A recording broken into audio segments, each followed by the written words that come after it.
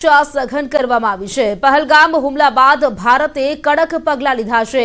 CCET બેઠકમાં 5 મોટા નિર્ણય લેવામાં આવ્યા છે। પહેલગામ હુમલા બાદ ભારત સરકારના કડક પગલાં, જેમાં સિંધુ જળ કરાર તાત્કાલિક અસરથી અટકાવવામાં આવ્યો છે। અટારી બોર્ડર તાત્કાલિક પ્રભાવથી બંધ કરવામાં આવી છે। પાકિસ્તાનીઓના વિઝા તાત્કાલિક અસરથી બંધ કરવામાં આવ્યા છે। સાથે જ પાકિસ્તાની નાગરિકોને 48 કલાકમાં ભારત છોડવા માટે અલ્ટિમેટમ આપી દેવાયું છે। પાકિસ્તાનમાં ભારતીય દૂતાવાસમાં સંખ્યા ઘટાડવામાં આવી છે। ઉચ્ચાયુક્તની સંખ્યા છે તે 55 થી ઘટાડીને 30 કરવામાં આવી છે। તો આતંકી હુમલા બાદ જમ્મુ અને કાશ્મીરમાં સુરક્ષા પણ સઘન કરી દેવાઈ છે। સાથે જ આ હુમલો થયો છે ત્યારબાદ જે CCSની બેઠક મળી હતી, તેમાં 5 મોટા નિર્ણયો લેવામાં આવ્યા છે। પહેલગામ હુમલા બાદ ભારત સરકારે કડક પગલાં લીધા છે। તેમાં વાત કરીએ તો સિંધુ જળ કરાર તાત્કાલિક અસરથી અટકાવવામાં આવી છે। બીજી તરફ અટારી બોર્ડર છે તે પણ તાત્કાલિક બંધ કરવામાં આવી છે। પાકિસ્તાનીઓના વિઝા પણ બંધ કરવામાં આવ્યા છે। તો રક્ષા મંત્રીની અધ્યક્ષતામાં સર્વપક્ષીય બેઠક મળી। બેઠકમાં સાથે વાત કરીએ તો આ બેઠક મળશે તેમાં રાહુલ ગાંધી અને ખડગે પણ સામેલ થઈ શકે છે। આતંકીઓ પર 20 લાખ રૂપિયાનું ઇનામ જાહેર। સિંધુ જળ કરાર તાત્કાલિક અસરથી અટકાવવામાં આવ્યું છે। અટારી બોર્ડર તાત્કાલિક પ્રભાવથી બંધ કરવામાં આવી છે અને બીજી તરફ પાકિસ્તાનીઓના વિઝા તાત્કાલિક અસરથી બંધ કરવામાં આવ્યા છે। આ 5 મોટા નિર્ણયો CCSની બેઠકમાં લેવામાં આવ્યા છે। CCSની જે બેઠક મળી હતી તેમાં આ નિર્ણયો લેવાયા છે, જે કડક પગલાં પાકિસ્તાન સામે લેવામાં આવ્યા છે। ગઈકાલની આ જે બેઠક મળી હતી, જેમાં કેટલાક નિર્ણયો લેવામાં આવ્યા। લગભગ 65 વર્ષ બાદ વાત કરીએ તો સિંધુ જળ કરાર બંધ કરવામાં આવ્યો છે। તે આધારિત પાકિસ્તાનને પાણી નહીં મળે। તો જે અટારી બોર્ડર છે તે પણ તાત્કાલિક પ્રભાવથી બંધ કરવામાં આવી છે। પાકિસ્તાનીઓના વિઝા છે તે પણ તાત્કાલિક અસરથી બંધ કરવામાં આવ્યા છે। પાકિસ્તાનના જે નાગરિકો છે તેમણે 48 કલાકમાં ભારત છોડવું પડશે તેવું અલ્ટિમેટમ આપવામાં આવ્યું છે। બીજી તરફ પાકિસ્તાનમાં ભારતીય દૂતાવાસમાં સંખ્યા પણ ઘટાડવામાં આવી છે। ઉચ્ચાયુક્તની સંખ્યા 55 થી ઘટાડીને 30 કરી દેવાઈ છે। બીજી તરફ વાત કરીએ તો જે આતંકવાદીઓ છે તેમની સામે પણ ઇનામ જાહેર। લગભગ 20 લાખ જેટલું ઇનામ જાહેર। આતંકવાદીઓને પકડવા માટે સર્ચ ઓપરેશન પણ હાથ ધરવામાં આવ્યું છે। પરમ દિવસે બપોરથી જ જે સર્ચ ઓપરેશન છે તે હાથ ધરવામાં આવ્યું છે અને આ જે આતંકવાદીઓ છે તેમના સ્કેચ જાહેર કરાયા હતા, ત્યારબાદ તેમના ફોટા છે તે પણ સામે આવ્યા હતા। અત્યારે વાત કરીએ તો આતંકવાદીઓને ઝડપવા માટે જે સર્ચ ઓપરેશન છે તે પણ કડક હાથ ધરવામાં આવ્યું છે। તેની બાદ વાત કરીએ તો CCSની જે બેઠક મળી હતી, આ બેઠકમાં પણ મહત્વપૂર્ણ નિર્ણય લેવામાં આવ્યા છે। લગભગ 5 જેટલા કડક પગલાં લેવામાં આવ્યા છે। આ 5 મોટા નિર્ણય જે લેવામાં આવ્યા છે તેમાં પહેલગામ હુમલા બાદ ભારત સરકારે કડક વલણ અપનાવ્યું છે। સિંધુ જળ કરાર તાત્કાલિક અસરથી અટકાવવામાં આવ્યો છે। અટારી બોર્ડર તાત્કાલિક પ્રભાવથી બંધ કરવામાં આવી છે। બીજી તરફ પાકિસ્તાનીઓના વિઝા તાત્કાલિક અસરથી બંધ કરવામાં આવ્યા છે। આ આતંકી હુમલો જે થયો છે ત્યારબાદ આ 5 મોટા નિર્ણયો લેવામાં આવ્યા છે। તો સિંધુ જળ કરાર જે છેલ્લા 65 વર્ષથી ચાલતો હતો, તે કરારને પણ જે પાણી છે તેને પણ તાત્કાલિક અસરથી અટકાવવા માટેનું જે નિર્ણય છે તે કરવામાં આવ્યો છે। સાથે જ પાકિસ્તાનીઓના વિઝા તાત્કાલિક અસરથી બંધ કરવામાં આવ્યા છે। જે પાકિસ્તાનના નાગરિકો છે તેમણે પણ 48 કલાકમાં ભારત છોડવું પડશે તેવું અલ્ટિમેટમ છે તે આપી દેવાયું છે। ભારતીય દૂતાવાસની સંખ્યા છે પાકિસ્તાનમાં તે પણ ઘટાડવામાં આવી છે। આ સંખ્યા 50 હતી, જે ઘટાડીને લગભગ 30 જેટલી કરવામાં આવી છે। તો CCS બેઠકના જે નિર્ણય જે મહત્વના લેવામાં આવ્યા છે, ગઈકાલની આ જે બેઠક મળી હતી, આ બેઠક અનુસાર વાત કરીએ તો આતંકી હુમલામાં મૃતક પિતા પુત્રીની વાત કરીએ તો એમની પિતા પુત્રની સ્મશાન યાત્રા નીકળશે। જમ્મુ કાશ્મીરના પહેલગામમાં થયેલા આતંકી હુમલામાં 27 થી વધુ લોકોના મોત થયા હતા। આ હુમલામાં 3 ગુજરાતીઓના પણ મોત થયા હોવાનું સામે આવ્યું છે, જેમાં ભાવનગરના 2 પિતા પુત્રના મોત થયા હોવાનું સામે આવ્યું। પિતા પુત્રના મૃતદેહ અંતિમ વિધિ માટે તેમના ઘરે ભાવનગર ખાતે લવાયા છે। પિતા પુત્રની સ્મશાન યાત્રામાં CM ભૂપેન્દ્ર પટેલ પણ જોડાયા છે। ઉલ્લેખનીય છે કે તેમના મૃતદેહને વિમાન માર્ગે અમદાવાદ એરપોર્ટ પર લવાયા હતા, જ્યાં મંત્રી ઋષિકેશ પટેલ, ગૃહ રાજ્યમંત્રી હર્ષ સંઘવી, જગદીશ વિશ્વકર્મા તેમજ મુકેશ પટેલે શ્રદ્ધાંજલિ અર્પણ કરી હતી। સાથે જ સ્મિત સાથે અભ્યાસ કરતા વિદ્યાર્થીઓ પણ શ્રદ્ધાસુમન અર્પણ કરવા આવ્યા। સ્મિતના મિત્રો તેમજ તેના શિક્ષકોએ પણ દુઃખની લાગણી વ્યક્ત કરી છે. તો ભાજપના નેતાઓ મૃતકોના પરિવારજનોને સાંત્વના પાઠવવા પહોંચ્યા હતા. કેન્દ્રીય રાજ્યમંત્રી નીમુબેન બાંભણિયા અને સરકારના કેબિનેટ મંત્રી કુંવરજી બાવળિયા સાંત્વના પાઠવવા પહોંચ્યા હતા. જ્યારે આ ઘટનાની જાણકારી થઈ ત્યારે યતીશભાઈ અને સ્મિતભાઈનો કોઈ આપણને જાણકારી હતી નહીં કે એનું મૃત્યુ થયું છે કે એ ઈજાગ્રસ્ત છે, આપણને કોઈ જાણકારી હતી નહીં. અને ત્યારે આરસીએ ત્યાંના ડીસીને ફોન કરીને તરત જ આ વિશે જાણકારી મેળવી અને યતીશભાઈ અને સ્મિતભાઈનું મૃત્યુ થયું છે એવી જાણકારી અમને રાત્રે લગભગ 12:15ની આસપાસ મળી હતી. જ્યારે આ ઘટનાની જાણકારી થઈ ત્યારે યતીશભાઈ અને સ્મિતભાઈનો કોઈ તો પહલગામમાં હુમલામાં જે ભાવનગરના પિતા પુત્રના મોત થયા છે તેમના જે તેને વાત કરીએ તો અંતિમ યાત્રા કાઢવામાં આવી રહી છે. ભાવનગરથી અમારા સંવાદદાતા ગૌતમ જોડાઈ ગયા છે. ગૌતમ, ખૂબ જ હૃદય કંપાવનારી આ ઘટનાને અત્યારે જે વાત કરીએ તો જે તમામ જે સ્મશાન યાત્રા ખાતે નીકળવામાં આવે અંતિમ યાત્રા કાઢવામાં આવી રહી છે, આપ પણ ત્યાં જ ઉપસ્થિત છો. કેવો એક માહોલ ત્યાં સર્જાયો છે, આપ શું જોઈ રહ્યા છો ત્યાં?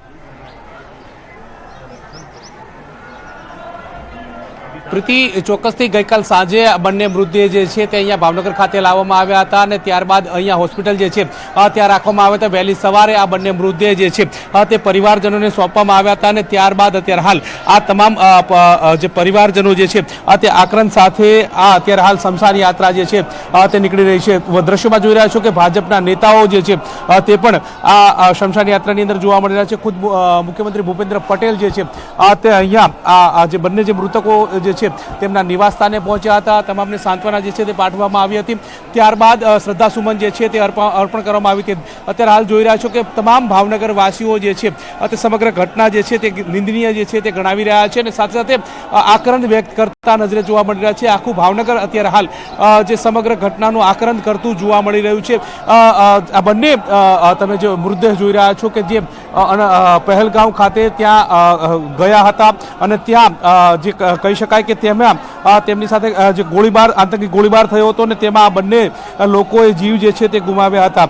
મહત્વનું વાત સાથે સાથે એ છે કે સ્મિત પરમાર જે છે તેનો મૃતદેહ જે છે તે પણ જોવા મળી રહ્યો છે અને તેના પિતા યતીશ પરમાર જે છે તે બંનેની સાથે અંતિમ યાત્રા જે છે તે નીકળી છે. પરિવારજનો સાથે નું કહેવું છે કે જે રેખાબેન હતા તે કાશ્મીરમાં તેમની સાથે હતા. તેમને સતત બોટલો ચડાવી અને અહીંયા ઘરે નિવાસસ્થાને લાવવામાં આવ્યા હતા તે પ્રકારની પણ વાત છે.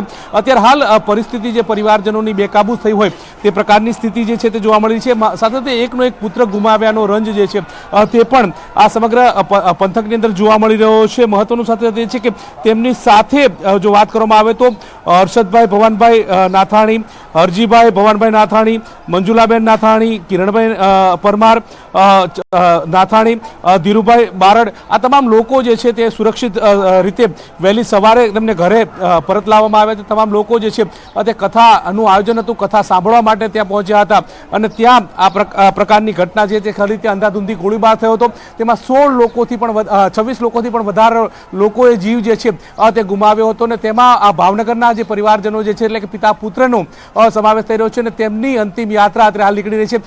ભાવનગરના જે સ્મશાન ગૃહ જે છે ત્યાં બંને મૃતદેહ જે છે તે લઈ જવામાં આવશે અને ત્યાં તેમના અંતિમ સંસ્કાર કરવામાં આવશે. અત્યારે હાલ સમગ્ર ભાવનગર જે છે તે આક્રંદ કરી રહ્યું છે ને આ જે આતંકવાદ જે ઘટના ઘટી છે તેને સમગ્ર ભાવનગર વાસીઓ જે છે તે વખોડી રહ્યા છે અને પોતે ફરી આવી ઘટના ન બને તે માટે સરકાર તરફથી પણ ચોક્કસ પગલાં લેવાય તે પ્રકારની પણ માંગ જે છે તે કરવામાં આવી રહી છે. જી ગૌતમ, બિલકુલ જે પ્રકારે આપ દ્રશ્યો બતાવી રહ્યા છો, જોવા મળી રહ્યું છે લોકોમાં જે પ્રકારે આક્રંદ જોવા મળી રહ્યો છે, મોટી સંખ્યામાં લોકો પણ આ સ્મશાન યાત્રામાં જોડાયા છે. લોકોના ક્યાંક આંસુ જે સુકાઈ નથી રહ્યા તેવું જોવા મળી રહ્યું છે. બીજી તરફ જે સ્મિતના મિત્રો હતા તેમની સાથે પણ વાતચીત આપે કરી હતી. તે લોકોનું પણ કહેવું હતું કે ક્યાંક સ્મિત દેશભક્તિમાં જોડાવા માંગતો હતો, દેશની સેવા તે કરવા માંગતો હતો. ચોક્કસથી જે સ્મિત જે છે તે અત્યારે હાલ 11મા ધોરણની અંદર અભ્યાસ કરતો હતો. જેવી પરીક્ષા પૂર્ણ થઈ હતી તેઓ તેના પિતા સાથે કાશ્મીરના પ્રવાસ માટે ગયા હતા અને ત્યાં તેમને પહેલગામની અંદર હુમલો થયો હતો. આ સમાચાર સાંભળીને તેની સાથેના જે વિદ્યાર્થીઓ જે છે તે પણ આક્રંદ કરી રહ્યા હતા. વિદ્યાર્થીઓ સાથે જ્યારે વાર્તાલાપ કરવામાં આવ્યો ત્યારે વિદ્યાર્થીઓ એવું કહ્યું હતું કે સ્મિત જે છે તે દેશભક્તિ તેમના રગે રગમાં હતી તે પ્રકારની વાત તેમના મિત્રો દ્વારા સાંભળવા મળી હતી. સાથે તમામ અત્યારે હાલ તમે જોઈ રહ્યા છો કે પરિવારજનોના આ આંખમાંથી આંસુ જે છે તે સુકાતા નથી.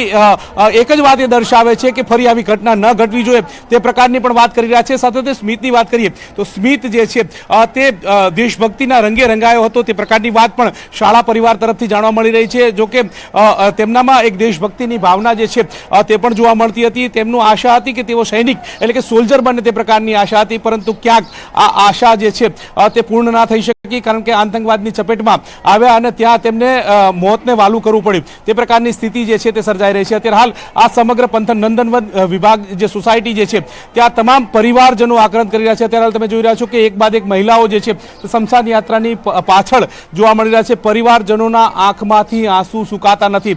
તે દર્શાવે છે કે ફરી આ પ્રકારની ઘટના ન ઘટવી જોઈએ તે પ્રકારની વાત છે. મહત્વનું સાથે તે છે કે સતત જે લોકો જે છે તે પણ ચિંતા જે છે તે વ્યક્ત કરી રહ્યા છે. અને અત્યારે હાલ તમે જોઈ રહ્યા છો કે જાણે મોટી સંખ્યાની અંદર તમામ જે લોકો સ્મશાન યાત્રામાં જોડાયા છે તમામની આંખમાં આંસુ અને દર્દ છે. તમામ લોકો જે છે તેમના મુખેથી એક જ વાત સાંભળવા મળે છે કે આવી ઘટના ફરી ન ઘટવી જોઈએ, આતંકવાદ જે છે તે સદંતર નાબૂદ થવો જોઈએ તે પ્રકારની પણ વાત જે છે તે સાંભળવા મળી રહી છે. પરંતુ અત્યારે હાલ કહી શકાય કે 3 લોકો જે પ્રવાસીઓ હતા, 26 લોકોના જે અવસાન થયા છે તેમાં 3 ગુજરાતીઓનો સમાવેશ થઈ રહ્યો છે. તેમાંથી 2 ભાવનગરના હતા, એટલે કે પિતા પુત્રએ જે છે તે આતંકવાદી હુમલાની અંદર જીવ ગુમાવ્યો છે. જી બિલકુલ ગૌતમ, આભાર આપનો જાણકારી આપવા માટે. તો આપે જે દ્રશ્યો જોયા ભાવનગરમાં, જે પિતા પુત્રના જે ભાવનગરના તેમના મોત થયા છે ને તેમની સ્મશાન યાત્રા અત્યારે કાઢવામાં આવી છે. મોટી સંખ્યામાં લોકો પણ ત્યાં જોડાયા છે. જે પરિવારજનો છે તેમની આંખના આંસુ નથી સુકાઈ રહ્યા, કારણ કે સતત લોકો હૈયાફાટ રુદન કરી રહ્યા છે. જે પ્રકારના દ્રશ્યો આપ જોઈ શકો છો. તો જમ્મુ કાશ્મીરના પહલગામમાં થયેલ આતંકી હુમલામાં મૃત્યુ પામેલ 3 ગુજરાતીના આજે અંતિમ સંસ્કાર કરવામાં આવી રહ્યા છે. સુરતના શૈલેષભાઈ કળથિયાની અંતિમ વિધિ કરવામાં આવી રહી છે. પરિવારજનોનું હૈયાફાટ રુદન જોવા મળ્યું છે. 4 બહેનોએ એકના એક ભાઈને ગુમાવ્યો છે. ગઈકાલે વિમાન મારફતે શૈલેષભાઈના મૃતદેહને સુરત ખાતે લવાયો હતો. રાત્રિ દરમિયાન મૃતદેહ સ્મીમેર હોસ્પિટલના કોલ્ડ સ્ટોરેજમાં રાખવામાં આવ્યો હતો. મોટા વરાછાના નિવાસસ્થાને પોલીસનો ચુસ્ત બંદોબસ્ત પણ ગોઠવી દેવામાં આવ્યો છે. પાર્થિવ દેહના દર્શન માટે સુરત એરપોર્ટ પર મોટી સંખ્યામાં લોકો હાજર રહ્યા હતા. તો કેન્દ્રીય જળશક્તિ મંત્રી CR પાટીલ, ગૃહ રાજ્યમંત્રી હર્ષ સંઘવી, રાજ્ય શિક્ષણ મંત્રી પ્રફુલ્લ પાનસેરિયા, ધારાસભ્ય પૂર્ણેશ્વર મોદી સાથે જ સહિતના જે ઉપસ્થિત લોકો રહ્યા હતા. પરિવાર પ્રત્યે સૌ કોઈ લોકોએ સહાનુભૂતિ વ્યક્ત કરી હતી. પરિવારમાં માહોલ અત્યારે ખૂબ જ દયજનક છે અને અહીંયા રુદનફાટ બધા અત્યારે મોભી દીકરો ગુમાવ્યો છે. એકના એક દીકરા ને 4 બહેનો ને એક જ ભાઈ હતા. એટલે અત્યારે બધાને પરિવારમાં સાચવવા તો બહુ અઘરા બની ગયા છે. આતંકવાદને કોઈ ધર્મ હોતો નથી, જ્ઞાતિ જાતિ મદદ હોતો નથી, પરંતુ આ હુમલાએ સ્પષ્ટ વાત કરી છે. ધર્મ અને નામ પૂછીને મારવામાં આવ્યા છે. એટલે બહુ સ્પષ્ટ વાત થાય છે. અને આ દેશની જનતાને દેશના વડાપ્રધાન નરેન્દ્રભાઈ મોદી ઉપર અતિ વિશ્વાસ છે. જે રીતે આતંકવાદીઓએ હુમલો કર્યો છે એનો બદલો કેવી રીતે લેવો એ દેશના વડાપ્રધાન સારી રીતે સમજે છે અને જાણે છે. અને એટલા માટે હવે જે કંઈ નિર્ણયો લેવાશે, જે કંઈ સરકાર નક્કી કરશે તે પ્રમાણે એ દેશની જનતાના જે વિચારો છે, એની જે અપેક્ષા છે એ પ્રમાણે કામ થશે. આ કૃત્યથી સુરત શહેર તો સ્તબ્ધ છે, પૂરો દેશ પણ સ્તબ્ધ છે. માનવતા વિરુદ્ધનું જે દુનિયાની અંદર કૃત્ય થયા છે, હત્યાઓ થઈ છે કે લોહી વહેરાવ્યા છે, આ હિંસા એ રાક્ષસી કૃત્ય છે, કોઈ મજહબ નથી. અને જેને મજહબ કહેતા હોય તો એ પણ રાક્ષસી છે. તો આ રાક્ષસી કૃત્ય કરનારા આ તત્વોને પૃથ્વી પરથી મિટાવવા ખૂબ જરૂરી છે. અને પૂરી દુનિયા પણ એવું ઈચ્છે છે, શાંતિપ્રિય દેશો પણ એવું ઈચ્છે છે. અને દરેકની ઈચ્છા પૂરી થશે. તો સુરતમાં 4 બહેનોએ તેમનું એકનું એક ભાઈ ગુમાવ્યું છે. હૈયાફાટ રુદન પરિવારજનોનું જોવા મળી રહ્યું છે. સુરતના એક વ્યક્તિનું જમ્મુ કાશ્મીરના હુમલામાં તેમનું પણ મોત થયું. હતું। ગુજરાતના જે 3 વ્યક્તિઓ હતા, જેમાં સુરતના એક વ્યક્તિ છે તેમનું મોત થયું હતું। ત્યારે વાત કરીએ તેમની અંતિમ વિધિ કાઢવામાં આવી છે। પરિવારજનોમાં હૈયાફાટ રુદન જે જોવા મળી રહ્યું છે અને સાથે 4 બહેનોએ તેમનો એકનો એક ભાઈ ગુમાવ્યો છે। બહેનો છે તેમની પર જાણે જે દુઃખોનો આભ ફાટી પડ્યું હોય તેવી સ્થિતિ સર્જાઈ છે। આ 2 દ્રશ્યો આપ જોઈ રહ્યા છો જે જમ્મુ કાશ્મીરમાં હુમલો થયો હતો, આતંકી હુમલો, જેમાં ગુજરાતના 3 લોકોના મોત થયા છે। તેમાં વાત કરીએ તો પ્રથમ દ્રશ્ય જે આપ જોઈ રહ્યા છો તે છે સુરતના શૈલેષભાઈ, જેમનું મોત થયું હતું ગોળીબારમાં, અને જે બીજા દ્રશ્યો છે તે છે ભાવનગરમાં, જેમાં પિતા પુત્રનું મોત થયું હતું। પિતા પુત્રની પણ અંતિમ વિધિ કરવામાં આવી, જેમાં મોટી સંખ્યામાં લોકો પણ ત્યાં જોડાયા છે। તો આતંક સામે ક્યાંક ગમ સાથે ગુસ્સો પણ જોવા મળી રહ્યો છે। આજે મંગળવારનો દિવસ હતો, ભારતભર માટે ત્યાં મંગળ સાબિત થયો, કારણ કે જે આતંકવાદી હુમલો કરવામાં આવ્યો આતંકવાદીઓ દ્વારા, તેમાં 27 લોકોના મોત થઈ ગયા અને ગુજરાતના 3 લોકો તેમાં સામેલ હતા।